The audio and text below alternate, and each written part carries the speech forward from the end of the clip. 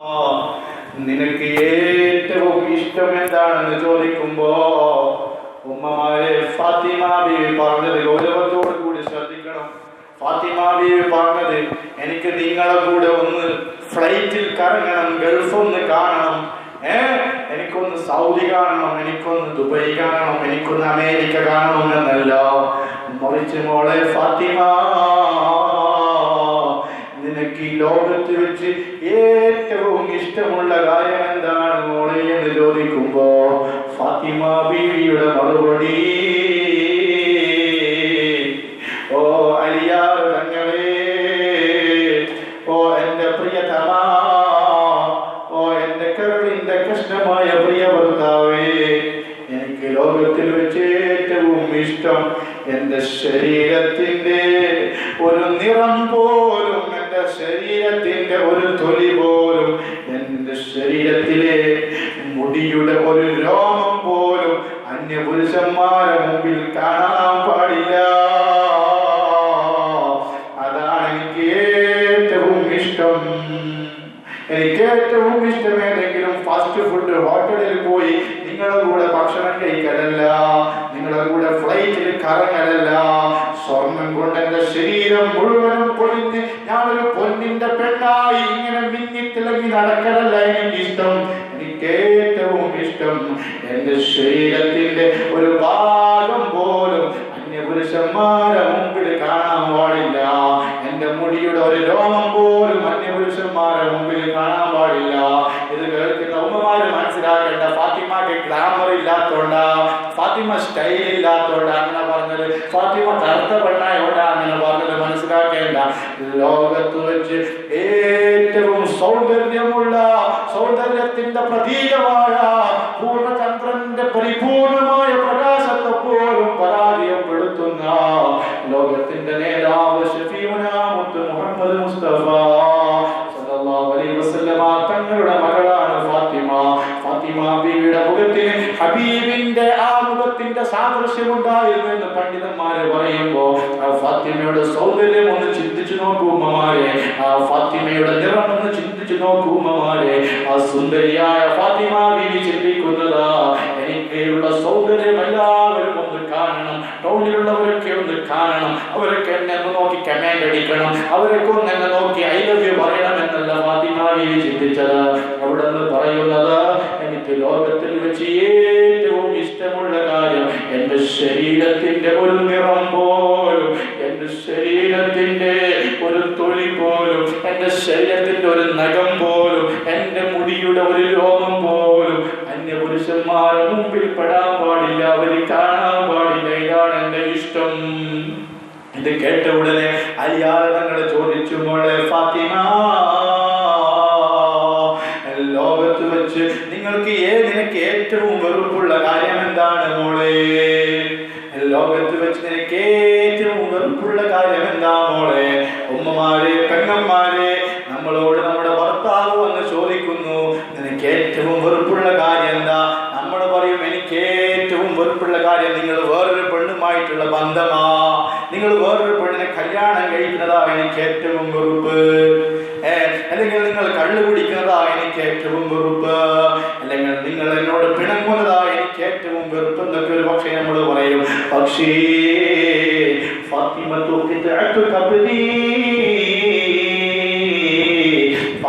എന്റെ കരളിന്റെ കഷ്ടമാണ്. ഫാത്തിമ സ്വർഗ്ഗത്തിലെ സ്ത്രീയുടെ നേതാവാണെന്ന് പറഞ്ഞ ലോകത്തെ മുഴുവൻ ഉമ്മമാരുടെയും മാതൃകാ വനിതയായ സ്വർഗ്ഗത്തിലെ നേതാവായ ഫാത്തിമ ബീവിയോട് പ്രിയ ഭർത്താവ് അലിയാർ തങ്ങൾ, മോളെ നിനക്ക് ഏറ്റവും വെറുപ്പുള്ള കാര്യം എന്താണെന്ന് ചോദിക്കുമ്പോ ഫാത്തിമ ബീവി റളിയല്ലാഹു അൻഹാ പറയുന്നത്, എനിക്ക് ഏറ്റവും വെറുപ്പുള്ള കാര്യം, എനിക്ക് ഏറ്റവും വെറുപ്പുള്ള കാര്യം, എന്റെ മനസ്സിനെ ഏറ്റവും വേദനിപ്പിക്കുന്ന കാര്യം, എന്റെ മനസ്സിന് ഏറ്റവും ബേജാറുണ്ടാക്കുന്ന കാര്യം, എനിക്ക് ഏറ്റവും ടെൻഷനാകുന്ന കാര്യം, എന്റെ ശരീരത്തിന്റെ ഒരു ഭാഗമെങ്കിലും, എന്റെ മുടിയുടെ ഒരു രോമമെങ്കിലും അന്യപുരുഷൻ കണ്ടാൽ എന്നെ ഒരു ഒരു അന്യ പുരുഷൻ കണ്ടുപോയാൽ, എന്റെ മുടിയുടെ രോമെങ്ങാനും അന്യ പുരുഷന്റെ ശ്രദ്ധയിൽപ്പെട്ടു പോയാൽ, അതാണ് എനിക്ക് ഏറ്റവും ടെൻഷനുള്ള കാര്യം, അതാണ് എനിക്ക് ഏറ്റവും മനസ്സിനെ വേദനിപ്പിക്കുന്ന കാര്യം, അതാണ് എനിക്ക് ഏറ്റവും വെറുപ്പുള്ള കാര്യമെന്ന് മഹദി ഫാത്തിമ ബീവി റളിയല്ലാഹു അൻഹ പറയുമ്പോ എന്റെ ശബ്ദം കേൾക്കുന്ന ഉമ്മമാര് ആ ഫാത്തിമ ബീവിയുടെ കൂടെ സ്വർഗത്തിൽ കിടക്കണമെന്ന് ആഗ്രഹമുള്ള ഉമ്മമാരുണ്ടെങ്കിൽ ഞാൻ ചോദിക്കട്ടെ ഉമ്മമാരെ, നമുക്ക് അല്പം ശരീരത്തിന് അല്ലാഹു സൗന്ദര്യവും നിറവും തരുമ്പോ അതുപോലും മതിയാവാതെ അഹങ്കാരത്തോടെ നമ്മൾ ടൗണിലേക്കും അങ്ങാടിയിലേക്കും ബസാറിലേക്കും ചെന്ന് അവിടുന്ന് വലിയ മേക്കപ്പിന്റെ സെറ്റ് വാങ്ങിക്കൊണ്ടുവന്ന റോസ് പൗഡറും മേക്കപ്പും ചെയ്ത് നമ്മുടെ മുഖത്തിന്റെ മുകളിലുള്ള വെളുപ്പ് ഒന്നുകൂടി വെളുപ്പിച്ചിട്ട് മാത്രമല്ലേ മരണ വീട്ടിലേക്ക് പോലും നമ്മൾ പോകുന്നുള്ളൂ, കല്യാണത്തിന് പോലും നമ്മൾ പോകുന്നുള്ളൂ. സുബ്ഹാനല്ലാഹ്, ലോകത്തുള്ള മുഴുവൻ അന്യപുരുഷന്മാരും എന്റെ സൗന്ദര്യമൊന്ന് കാണണമെന്നല്ലേ ഇന്ന് നമ്മുടെ ഉമ്മമാരുടെ ചിന്ത. എങ്ങനെ മോളെ നിനക്ക് ഫാത്തിമ ബീവിന്റെ കൂടെ സ്വർഗത്തിൽ കിടക്കാൻ പറ്റും? എങ്ങനെ മോളെ നിനക്ക് ഫാത്തിമ ബീവിന്റെ കൂടെ സ്വർഗത്തിൽ ആസ്വദിക്കാൻ പറ്റും? നീ അറിയുമോ? ഞാൻ അവസാനിപ്പിക്കുകയാ. ശ്രദ്ധയോടുകൂടി കേൾക്കേണ്ട വിഷയവാ, ഗൗരവത്തോടുകൂടി കേൾക്കേണ്ട വിഷയവാ. ഇതേതെങ്കിലും ടെലിഫിലിമിലെ കഥയല്ല ഉമ്മമാരെ, ഇതേതെങ്കിലും സീരിയലുള്ള സ്റ്റോറിയല്ല ഉമ്മമാരെ, ഇതേതെങ്കിലും സിനിമയുള്ള സീനല്ല ഉമ്മമാരെ. ഫാത്തിമ ബീവി റളിയല്ലാഹു അൻഹ ഈ ലോകത്തോട് വിട പറയാൻ പോകുന്ന സമയത്ത് സുബ്ഹാനല്ലാഹ് അലിയാറ് തങ്ങൾ അടുത്തേക്ക് വിളിച്ചുകൊണ്ട്, പ്രിയ ഭർത്താവിനടുത്തേക്ക് വിളിച്ചുകൊണ്ട് ഫാത്തിമ ബീവി റളിയല്ലാഹു അൻഹ പറയുന്നത്, ഓ എന്റെ പ്രിയ ഭർത്താവേ, അലിയാറ് തങ്ങളെ, ഞാൻ ഈ ലോകത്തോട് വിട പറയാൻ പോവുകയാണ്. എന്റെ വാലിഡിറ്റി ഇവിടെ അവസാനിക്കാൻ പോവുകയാ, എന്റെ ഗ്യാരണ്ടി തീരാൻ പോവുകയാ.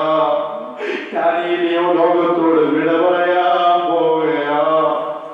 എനിക്ക് അവസാനമായി നിങ്ങളോട് പറയാനുള്ളത്, ഓ എന്റെ കരളിന്റെ കഷ്ടമായ അലിയാറുകളെ,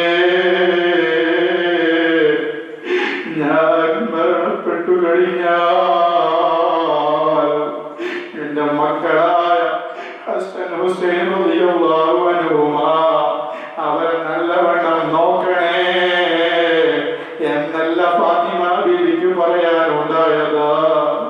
അല്ലെങ്കിൽ എന്റെ അലിയാറുകളെ, ഞാൻ മരിച്ചു കഴിഞ്ഞാൽ നിങ്ങൾ വേറൊരു ഭാര്യയുമായി ബന്ധം പാടില്ല എന്നല്ല ഫാത്തിമ ബീവി പറഞ്ഞതാ. ഉമ്മമാരെ, മരണക്കിടക്കയിൽ വെച്ച് മരണത്തെ മുന്നിൽ കാണുന്ന, മരണത്തോട് മല്ലിടിക്കുന്ന, മരണത്തെ അഭിമുഖീകരിക്കുന്ന സമയത്ത് ഫാത്തിമ ബീവി റളിയല്ലാഹു അൻഹ പറയുന്നത്, അലിയാറു തങ്ങളെ, ഞാൻ മരിച്ചു കഴിഞ്ഞാൽ എന്നെ രാത്രിയിൽ നിങ്ങൾ മറവ് ചെയ്യണം, എന്നെ പകല് മറവ് ചെയ്യാൻ പാടില്ല. എന്നെ പകലിന്റെ വെളിച്ചത്തിൽ പള്ളിക്കാട്ടിൽ കൊണ്ടുപോയി കബറെടുക്കാൻ പാടില്ല. എന്റെ മയ്യത്ത് വീട്ടിൽ നിന്നും പള്ളിക്കാട്ടിലേക്ക് കൊണ്ടുപോകുന്നത്, എന്റെ മയ്യത്ത് വീട്ടിൽ നിന്നും മൈതാനിയിലേക്ക് കൊണ്ടുപോകുന്നത് രാത്രിയുടെ ഇരുട്ടിന്റെ യാമങ്ങളിൽ ആരും പ്രകാശമില്ലാതെ ശ്രദ്ധിക്കപ്പെടാത്ത ആ ഇരുട്ടിന്റെ സമയത്തായിരിക്കണം എന്റെ ശരീരം, എന്റെ മയ്യത്ത് കബറടക്കാൻ വേണ്ടി പള്ളിയിലേക്ക് കൊണ്ടുപോവേണ്ടത്. രണ്ടാമതായി എന്റെ ഭർത്താവായ, എന്റെ കരളിന്റെ കഷ്ണമായ അലിയാറു തങ്ങളെ, നിങ്ങളോട് എനിക്ക് പറയാനുള്ള വസിയത്ത്, ഞാൻ മരിച്ചു കഴിഞ്ഞാൽ എന്നെ മദീന പള്ളിയിലെ മയ്യത്ത് കട്ടിലിൽ കബറടക്കാൻ കൊണ്ടുപോവാൻ പാടില്ല. എന്റെ ഉമ്മമാര് കേൾക്കുന്നുണ്ടോ? എന്താണ് നിങ്ങൾ ഈ കേൾക്കുന്നത്? ആരാണ് ഈ പറയുന്നത്? ഫാത്തിമ ബീവി പറയുകയാലിയാറു തങ്ങളെ, ഞാൻ മരിച്ചു കഴിഞ്ഞാൽ എന്നെ കബറടക്കാൻ വേണ്ടി എന്റെ മയ്യത്ത്, എന്റെ ശരീരം വെക്കുന്നത് മദീന പള്ളിയിൽ പള്ളിയിലെ മയ്യത്ത് കട്ടിലാവാൻ പാടില്ല. മറിച്ച് ഷാമിൽ നിന്നോ യമനിൽ നിന്നോ മറ്റു വിദേശ സ്ഥലങ്ങളിൽ നിന്നോ ഒരു മയ്യത്ത് കട്ടിൽ കൊണ്ടുവരണം. ആ മയ്യത്ത് കട്ടിലാണ് എന്നെ പള്ളിക്കാട്ടിലേക്ക് കൊണ്ടുപോവേണ്ടത്. ഇത് കേൾക്കേണ്ട താമസം അലിയാർ തങ്ങൾ ചോദിക്കുന്നു, മോളെ ഫാത്തിമ, നീ എന്താണ് പറയുന്നത് മോളെ? നിനക്കെന്താ മദീന പള്ളിയിലെ കമ്മിറ്റിക്കാരുമായി വല്ല കംപ്ലൈന്റും ഉണ്ടോ? നീ മദീന പള്ളിയിലെ കമ്മിറ്റിക്കാരുമായി നിനക്ക് വല്ല പ്രശ്നമുണ്ടോ? നീ എന്താ മദീന പള്ളിയിലെ മയ്യത്ത് കട്ടിൽ പാടില്ല, എവിടുന്നെങ്കിലും വേറെ സ്ഥലത്ത് നിന്ന് കൊണ്ടുവരണമെന്ന് പറയുന്നത്? അതിനും കാരണം എന്താണെന്ന് ചോദിക്കുമ്പോ ഉമ്മമാരെ, നമ്മുടെ നേതാവ് ഫാത്തിമ ബീവി റളിയല്ലാഹു അൻഹ പറയുന്നത്, അലിയാർ തങ്ങളെ, ഇല്ല, മദീന പള്ളിയിലെ കമ്മിറ്റിക്കാരുമായി എനിക്ക് പ്രശ്നങ്ങളില്ല. ഭൗതികമായ താല്പര്യങ്ങൾക്ക് വേണ്ടിയല്ല ഞാൻ ഈ പറഞ്ഞത്. മറിച്ച് ഞാൻ പലപ്പോഴും മദീന പള്ളിയിലെ മയ്യത്ത് കട്ടിൽ കണ്ടിട്ടുണ്ട്. ഉമ്മമാരെ, നമുക്ക് മയ്യത്ത് കട്ടിൽ നോക്കാൻ സമയമുണ്ടോ? നമ്മൾ മൊബൈലിലും വാട്സപ്പിലും ഫേസ്ബുക്കിലും സോഷ്യൽ മീഡിയയിലും ഇങ്ങനെ ഭൗതികമായ കാര്യങ്ങൾക്ക് ടിവിക്കും സീരിയലിനും സിനിമക്കും മുമ്പിൽ ഇങ്ങനെ നമ്മൾ ചെലവഴിക്കുകയാണ്. ഒരു ദിവസം നമ്മുടെ പള്ളിയിൽ തയ്യാറാക്കപ്പെട്ട മയ്യത്ത് കട്ടിൽ ഒരു ക്ഷണവും കൂടാതെ നമ്മുടെ വീട്ടിലേക്ക് വരുമെന്ന് ഉമ്മമാരെ ഓർത്തിട്ടുണ്ടോ? അല്ലാഹ് നമുക്ക് നീ ആഫിയത്തുള്ള ദീർഘായുസ്സ് നൽകണം റബ്ബേ. മരിക്കുന്ന സമയം ലാ ഇലാഹ ഇല്ലല്ലാഹ് എന്ന് കലിമ മരിക്കാൻ ഭാഗ്യം നൽകണം അല്ലാഹ്. ആമീൻ യാ റബ്ബൽ ആലമീൻ. ഞാൻ പറഞ്ഞു വന്നത്, ഫാത്തിമ ബീവി പറയുന്നത്, ഞാൻ പലപ്പോഴും മദീന പള്ളിയിലെ മയ്യത്ത് കട്ടിൽ കണ്ടിട്ടുണ്ട്. ആ മദീന പള്ളിയിലെ മയ്യത്ത് കട്ടിലിന്റെ മുകളിൽ ടോപ്പില്ല, മൂടിയില്ല, അടപ്പില്ല. മദീന പള്ളിയിലെ മയ്യത്ത് കട്ടിലിന്റെ മുകളിൽ അടപ്പില്ല, ടോപ്പില്ല, മൂടിയില്ല. ആ മൂടിയില്ലാത്ത മയ്യത്ത് കട്ടിലിൽ എന്നെ കിടത്തുമ്പോൾ വെള്ളത്തുണിയിൽ എന്നെ പൊതിഞ്ഞിട്ടാണ് വെക്കുന്നതെങ്കിലും ഞാനൊരു പെണ്ണായതുകൊണ്ട് എന്റെ ശരീരത്തിന്റെ ചില ഭാഗങ്ങൾ ഉയർന്നു നിൽക്കുമല്ലോ. എന്നെ കഷ്ണം തുണിയിൽ, വെള്ള കഷ്ണം തുണിയിൽ എന്നെ ഇങ്ങനെ കാലിന്റെയും തലയുടെയും ഭാഗത്ത് കെട്ടിവരിച്ച് മുറുക്കുമ്പോൾ ഞാനൊരു പെണ്ണായതുകൊണ്ട് സ്വാഭാവികമായും എന്റെ ശരീരത്തിന്റെ ചില ഭാഗങ്ങൾ ഉയർന്നു നിൽക്കും. അപ്പോൾ ഈ മുടിയില്ലാത്ത ടോപ്പില്ലാത്ത മയ്യത്ത് കട്ടിലിൽ എന്നെ പള്ളിക്കാട്ടിലേക്ക് കൊണ്ടുപോകുന്ന എന്റെ ഉമ്മയല്ല, എന്റെ അനിയത്തിമാരോ ജ്യേഷ്ഠത്തിമാരോ അല്ല, ഏതെങ്കിലും പുരുഷന്മാരല്ലേ എന്നെ പള്ളിയിലേക്ക് കൊണ്ടുപോകുന്നത്. അവരാ മയ്യത്ത് കട്ടിലിൽ എന്നെ വെക്കുമ്പോൾ, എന്നെ കൊണ്ടുപോകുമ്പോൾ, അതാ കബറിലേക്ക് ഇറക്കി വെക്കുമ്പോഴൊക്കെ എന്റെ ശരീരത്തിന്റെ ഉയർന്ന ഭാഗം അവര് കണ്ടുപോയെങ്കിലോ, അവരുടെ ശ്രദ്ധയിൽ പെട്ടുപോയെങ്കിലോ എന്ന് പേടിച്ചിട്ടാണ് വേറെ ഏതെങ്കിലും നാട്ടിലെ നല്ല അടപ്പും മൂടിയും ടോപ്പും ഒതുക്കവുമുള്ള മയ്യത്ത് കട്ടിൽ കൊണ്ടുവരാൻ ഞാൻ പറയുന്നത്. ആയിക്കോട്ടെ മോളെ, നമ്മളങ്ങനെ ചെയ്യാം. പിന്നെ നിന്നോട് ചോദിക്കാനുള്ളത്, നീ എന്തുകൊണ്ടാ രാത്രിയിൽ തന്നെ എന്നെ മറവ് ചെയ്യണം, പകല് മറവ് ചെയ്യാൻ പാടില്ല എന്ന് പറഞ്ഞത്? അതും അങ്ങനെ തന്നെയാണ് എന്റെ പൊന്നിക്കാരിയാതെ തങ്ങളെ. രാത്രിയാകുമ്പോൾ കൂടുതൽ വെളിച്ചമുണ്ടാവില്ല, പകലാകുമ്പോൾ സൂര്യന്റെയും അതുപോലെ തന്നെ പകലിന്റെ വെളിച്ചമുണ്ടാകും. ഞാനൊരു പെണ്ണാകുമ്പോൾ എന്നെ കൊണ്ടുപോയി ആ പള്ളിക്കാട്ടിലെ കബറിലേക്ക് താഴ്ത്തി വെക്കുന്നത് പെണ്ണുങ്ങളല്ലല്ലോ, പുരുഷന്മാരല്ലേ. പുരുഷന്മാരാകുമ്പോൾ അവിടെ അന്യപുരുഷന്മാരും ഉണ്ടാവില്ലേ. ഞാനൊരു പെണ്ണാകുമ്പോൾ എന്റെ ശരീരത്തിന്റെ മുമ്പിലും പിമ്പിലും ചില ഭാഗങ്ങൾ ഉയർന്നു നിൽക്കില്ലേ. അതന്നെ പുരുഷന്മാരുടെ ശ്രദ്ധയിൽ പെട്ടുപോയെങ്കിൽ എന്റെ കാര്യം കഷ്ടമാണ്. അതുകൊണ്ട് തന്നെ രാത്രിയിൽ മറവ് ചെയ്യണമെന്ന് പറഞ്ഞ ബീവി ഫാത്തിമ റളിയല്ലാഹു അൻഹ. അതുകൊണ്ട് ഉമ്മമാരെ, ഫാത്തിമ ബീവി സ്വർഗ്ഗത്തിലെ സ്ത്രീയുടെ നേതാവാണെന്ന് പറഞ്ഞത്. നമ്മുടെ അവസ്ഥ എന്താ? പർദ്ദ ധരിക്കുന്നു എങ്കിൽ പോലും ആ പർദ്ദ ഷെയ്പ്പാക്കിയിട്ടാണ് നമ്മൾ ധരിക്കുന്നത്. പർദ്ദ അല്പം ലൂസായിട്ട് ഒരു സഹോദരി നമ്മുടെ ക്ലാസ്സിലേക്കോ വഴതിന്റെ സദസ്സിലേക്കോ അല്ലെങ്കിൽ ഒരു കല്യാണ വീട്ടിലേക്കോ മരണ വീട്ടിലേക്കോ ഒരു PUCക്ക് പഠിക്കുന്ന അല്ലെങ്കിൽ ഒരു +2 പഠിക്കുന്ന ഒരു SSLCക്ക് പഠിക്കുന്ന ഒരു പെൺകുട്ടി അല്പം ലൂസുള്ള ഒരു വസ്ത്രം ധരിച്ചു വന്നാൽ അവളെ നമ്മൾ നോക്കി കളിയാക്കുന്നില്ലേ? അവളെ നമ്മൾ നോക്കി ചിരിക്കുകയല്ലേ? വയസ്സായ ഉമ്മമാര് പോലും ഷെയ്പ്പായ വസ്ത്രങ്ങൾ ധരിച്ചല്ലേ നടക്കുന്നതാ? നമ്മുടെ ശരീരത്തിന്റെ ഉയർന്നു നിൽക്കുന്ന ഭാഗങ്ങളൊക്കെ ജനങ്ങൾ ശ്രദ്ധിക്കണമെന്ന നിലയിലല്ലേ നമ്മൾ നടക്കുന്നതാ? നമുക്ക് എങ്ങനെ ഫാത്തിമ ബീവിയുടെ കൂടെ സ്വർഗത്തിൽ പോവാൻ പറ്റും? നമുക്ക് എങ്ങനെ ഫാത്തിമ ബീവിയുടെ കൂടെ സ്വർഗത്തിൽ കിടക്കാൻ പറ്റും?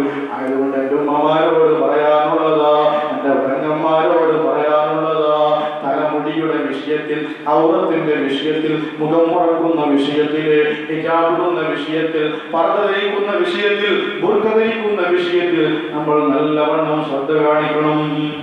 ചില ഉമ്മമാര് പറയും, സ്ഥലേ പല സ്ഥലത്തുള്ള വാതൊക്കെ കഴിയുമ്പോ അവിടുന്ന് പലരും പറയും, സ്ഥലത്തിന്റെ വാല് കേട്ടിട്ട് പർദ്ദ ഇടണമെന്ന് ആഗ്രഹമുണ്ട്, ബുർഖ ഇടണമെന്ന് ആഗ്രഹമുണ്ട്, മുഖം മറക്കണമെന്ന് ആഗ്രഹമുണ്ട്, പക്ഷെ ഓറ് വിടുന്നില്ല. ആര് എന്റെ ഭർത്താവ്. മോളെ, നിനക്ക് സൗന്ദര്യം തന്നത് നിന്റെ ഭർത്താവാണോ? നിനക്ക് ആരോഗ്യം തന്നത് നിന്റെ ഭർത്താവാണോ? നിനക്ക് ശ്വസിക്കാൻ ഓക്സിജൻ നിന്റെ ഭർത്താവാണോ? അല്ല. നിന്റെ ഭർത്താവ് നിനക്ക് പ്രായപൂർത്തിയായതിനു ശേഷം, വിവാഹപ്രായമായതിനു ശേഷം നിന്റെ കൂടെ വന്ന ഒരുത്തനാ. അതിനു മുമ്പേ നിന്റെ ഉപ്പയുടെ മുതകിൽ നിന്ന് തുടങ്ങിയ അല്ലാഹു അങ്ങനെ ഉപ്പയുടെ ബീജമായി, ഉമ്മയുടെ അണ്ടമായി, അങ്ങനെ അത് രക്തക്കട്ടയായി, മാംസപിണ്ഡമായി, അങ്ങനെ ഉമ്മയുടെ ഗർഭാശയത്തിലേക്ക് നിന്നെ എത്തിച്ചത് അല്ലാഹ്. ആ ഗർഭപാത്രത്തിൽ നിന്നും 4 മാസമാകുമ്പോൾ നിന്റെ ജീവൻ തുടങ്ങിയിട്ടുണ്ട്. അപ്പോഴും നിനക്ക് പൊക്കിൾക്കൊടിയിലൂടെ ആരും കാണാതെ അത്ഭുതകരമായി ഭക്ഷണം തന്നത് അല്ലാഹ്. നിനക്ക് ഇപ്പോഴും സൗജന്യമായി ശ്വസിക്കാൻ ഓക്സിജൻ തരുന്നത് അല്ലാഹ്. നിനക്ക് സൗന്ദര്യം തന്നത് അല്ലാഹ്. നീ നാളെ ബാംഗ്ലൂരിലോ അല്ലെങ്കിൽ മറ്റേതെങ്കിലും ടൗണിലേക്കോ പോകുമ്പോൾ ഒന്ന് ആക്സിഡന്റ് ആയി നിന്റെ ശരീരത്തിലെ സൗന്ദര്യമുള്ള മുഖത്തിലെ കണ്ണുകൾ തെറിച്ചു പോയി, തൊലിയെന്ന് പറഞ്ഞു പോയി, നിന്റെ ഭർത്താവിനെ പറ്റും അത് ശരിയാക്കാൻ അല്ലാഹു കാത്തിരക്ഷിക്കുമാറാവട്ടെ. സാധിക്കൂല. അല്ലാഹ് തന്ന സൗന്ദര്യം, ആ തന്ന അല്ലാഹുവാണ് പറഞ്ഞത് മുഖം മറക്കണം.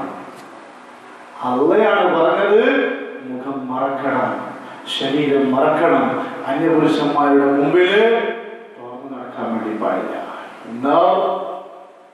ഞാൻ നെറ്റ് ഓൺ ചെയ്തപ്പോ ഒരു മുസ്ലിം പെണ്ണ് പറയാം, അള്ളാഹു മുഖം മറക്കാനും പറഞ്ഞിട്ടില്ല, അവര് ചില ഉസ്താദുമാരുണ്ടാക്കിയതാണ്.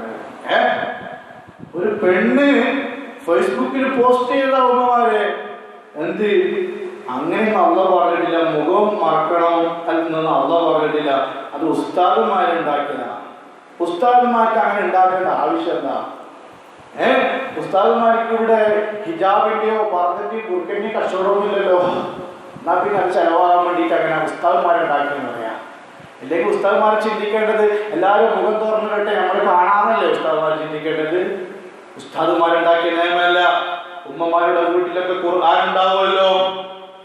ഉമ്മമാരെ ഞാൻ പറയുന്നത് നോട്ടിലേക്ക് വെക്കുക. സൂറത്തുൽ അഹ്സാബ് 22ാമത്തെ ജുസ്ആണ്. ശരിക്കും ശ്രദ്ധിച്ചോ? 22ാമത്തെ ജുസ്ഇൽ സൂറത്തുൽ അഹ്സാബ് എന്നൊരു സൂറത്തുണ്ട്. സൂറത്തുൽ അഹ്സാബ്. ആ സൂറത്തുൽ അഹ്സാബിന്റെ 59ാമത്തെ ആയത്ത് 59 കേട്ടോ. 5-9 يا أيها النبي قل لأزواجك وبناتك ونساء المؤمنين يدنين عليهن من جلابيبهن ذلك أدنى أن يعرفن فلا يؤذين وكان الله غفورا رحيما. സൂറത്തുൽ അഹ്സാബിന്റെ 59ാമത്തെ ആയത്തിലൂടെ അല്ലാഹു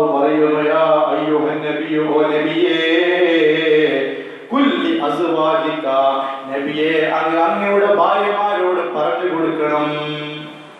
അങ്ങയുടെ ഭാര്യമാരോട് പറഞ്ഞു കൊടുക്കണം. ഉമ്മമാർക്ക് സന്തോഷയോ അതിന് നബിയുടെ ഭാര്യയോട് പറയണല്ലേ എല്ലാ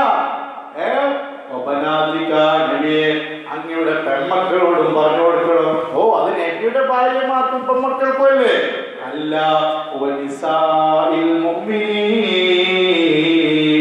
മുഅ്മിനീങ്ങളായ മുഴുവൻ സ്ത്രീകളോടും നബിയെ അങ്ങ് പറഞ്ഞു കൊടുക്കണം.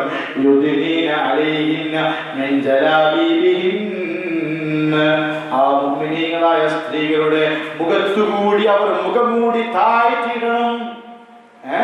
അവരുടെ മുഖത്തുകൂടി ജിൽബാബ് എന്ന് പറഞ്ഞാൽ മുഖംമൂടി എന്നർത്ഥം. ജിൽബാബ് എന്ന് പറഞ്ഞാൽ മുഖംമൂടി, അതിന്റെ പ്ലൂരലാണ്, അതായത് ജംആണ്, ബഹുവചനാണ് ജലാബി. ജിൽബാബിന്റെ ജംആ ജലാബി. മുഖത്തുകൂടി മുഖംമൂടി താഴ്ത്തിയിടണം. അതെന്തിനു വേണ്ടിയാ?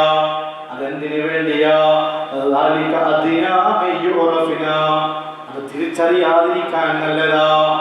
നമ്മളുടെ സൗന്ദര്യം തിരിച്ചറിയുമ്പോഴാ പ്രശ്നമുണ്ടാകുന്നത്, നമ്മളെ മനസ്സിലാകുമ്പോഴാ പ്രശ്നം ഉണ്ടാകുന്നത്, നമ്മളെ അന്യപുരുഷന്മാർ കാണുമ്പോഴാ ബന്ധങ്ങൾ തുടങ്ങുന്നത്.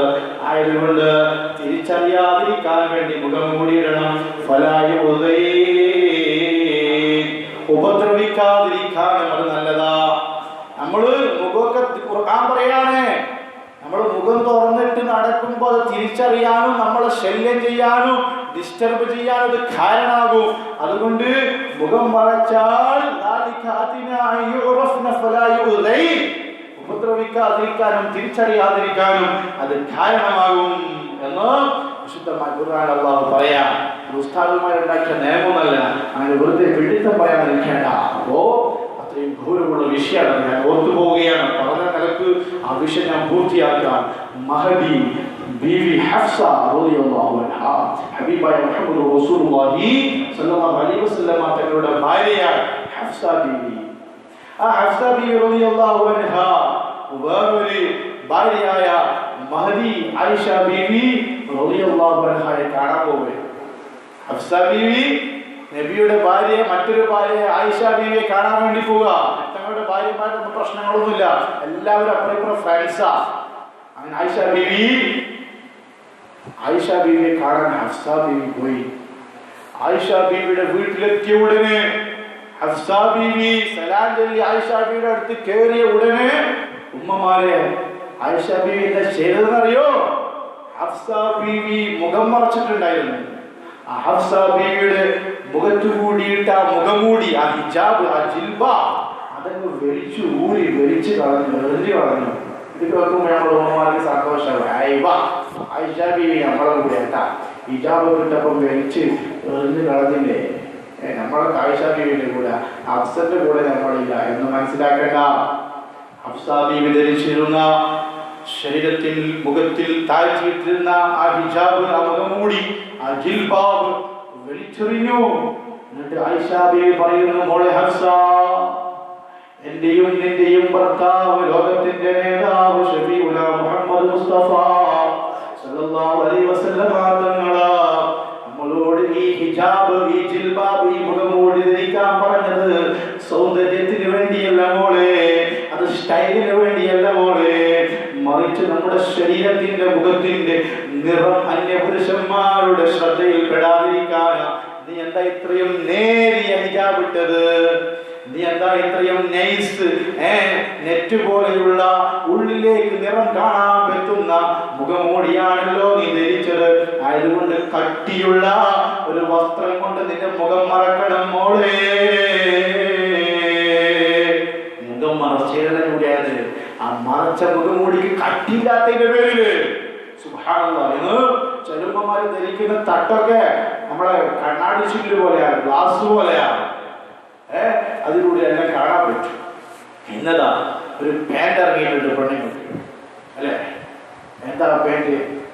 ആ പാൻറ് ഇട്ടാല് അതാ ശരീരത്തിൽ ഇങ്ങനെ ഇറങ്ങി നിൽക്കാണ്. ശരീരത്തിന്റെ തൊലിയുടെ അതേ കളറാണ്, അല്ലെ? ശരീരത്തിന്റെ തൊലിയുടെ അതേ കളർ. എന്നിട്ടോ അത് ആ കാലിനോടും തൊടയോടൊക്കെ ഇങ്ങനെ ചേർന്ന് ഒട്ടിപ്പിടിച്ച് നിൽക്കുക. കണ്ടാൽ വിചാരിക്കും ആ പെണ്ണ് ഡ്രസ്സ് കിട്ടില്ല. സുബ്ഹാനല്ലാഹ്, അങ്ങനത്തെ ഒരു ഡ്രസ്സ് ഇപ്പൊ ഇറങ്ങിയിട്ടുണ്ട്. അവിടെ നിർത്തിയിട്ടുണ്ടാവില്ല, അള്ളാഹു കാത്ത് രക്ഷിക്കട്ടെ. അങ്ങനെ എങ്ങനെയൊക്കെ പുരുഷന്മാരെ വശീകരിക്കാൻ കഴിയുമോ, അതാണ് ഇപ്പോൾ നമ്മൾ ഉമ്മമാരും പെങ്ങന്മാരും ആലോചിച്ചു കൊണ്ടിരിക്കുന്നത്. സുബ്ഹാനല്ലാഹ്. അതുകൊണ്ട് നമ്മൾ ഔറത്തിന്റെ വിഷയത്തിൽ വളരെ ഗൗരവം കാണിക്കണമെന്ന് വളരെ ഗൗരവത്തിൽ ഓർമ്മപ്പെടുത്തുകയാണ്. അല്ലെങ്കിൽ ഞാൻ നേരത്തെ പറഞ്ഞതുപോലെ നമ്മുടെ കാര്യം വളരെ കഷ്ടമായി പോകും. ഫാത്തിമ ബീവി റളിയല്ലാഹു അൻഹയോടൊപ്പം മുഅദ്ദിത്തുൽ ബീവി റളിയല്ലാഹു അൻഹയോടൊപ്പം സ്വർഗ്ഗത്തിൽ കടക്കാൻ സാധിക്കാൻ കഴിയില്ല. അല്ലാഹു നമുക്കൊക്കെ മഹദിമാരോടൊപ്പം സ്വർഗ്ഗത്തിൽ കടക്കാൻ ഭാഗ്യം നൽകുമാറാവട്ടെ. ഇതൊക്കെ പറയുമ്പോൾ എനിക്ക് 100% ഉറപ്പുണ്ട്. ഇതൊക്കെ ഞാനിങ്ങനെ പറയാനല്ലാതെ ഇനിയിപ്പോ നാളെ മറ്റന്നാൾ സ്കൂൾ തുറക്കുമ്പോ നമ്മുടെ വീട്ടിലെ വലിയ പ്രായപൂർത്തിയായ പെൺകുട്ടികൾ 15 വയസ്സൊന്നാവണ്ടല്ലോ പെൺകുട്ടികൾക്ക് പ്രായപൂർത്തിയാവാൻ. 9ഉം 10ഉം കൂടി വന്ന 11, 12 വയസ്സാകുമ്പോൾ തന്നെ നമ്മുടെ പെൺമക്കൾക്ക് ഇന്ന് പ്രായപൂർത്തിയായിട്ടുണ്ട്.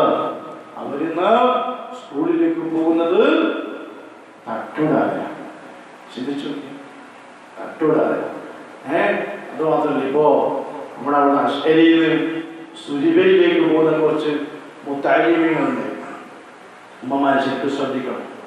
അവരെന്നോട് വന്നിട്ട് പറഞ്ഞു, ഉസ്താദേ നമ്മൾ സ്കൂളിലേക്ക് പോകുന്നില്ല. ഞാൻ ചോദിച്ചാൽ എന്താ, നമുക്കിനി സ്കൂളിലേക്ക് പോകാൻ കഴിയില്ല.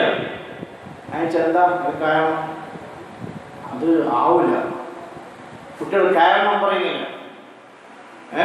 ഞാൻ പറഞ്ഞത് പറ്റില്ലല്ലോ. കാരണം സ്കൂളിൽ കൊണ്ടുപോകും, സ്കൂളിൽ പഠിപ്പിക്കും എന്ന ഒരു ഡിമാൻഡോട് കൂടിയല്ലേ നിങ്ങളുടെ രക്ഷിതാക്കളുടെ പേരൻസ് ഇവിടെ ചേർത്തത്. അതുകൊണ്ട് എനിക്ക് ഉത്തരവാദിയാവാൻ കഴിയില്ല. സ്കൂളിൽ പഠിക്കണം, അതും SSLC വരെ ചുരുങ്ങിയത് പഠിക്കണം. ഇല്ലാതെ ഞാൻ അനുവദിക്കൂല. ഇപ്പോൾ കാലഘട്ടത്തിൽ വിദ്യാഭ്യാസം അത് അനിവാര്യമാണ്. നിങ്ങൾ പഠിച്ചേ പറ്റൂ. മക്കൾ പറഞ്ഞ് പഠിക്കാം.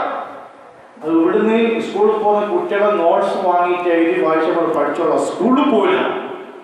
ഞാൻ നിർബന്ധിച്ചപ്പോൾ ചോദിച്ചെന്താണ് പറയാ, ഉസ്താദേ SSLCയിൽ പഠിക്കുന്ന പെൺകുട്ടികൾ വന്നിട്ട് നമ്മളെ ഡിസ്റ്റർബ് ആക്കുന്നു. ചിന്തിച്ചോക്കെ.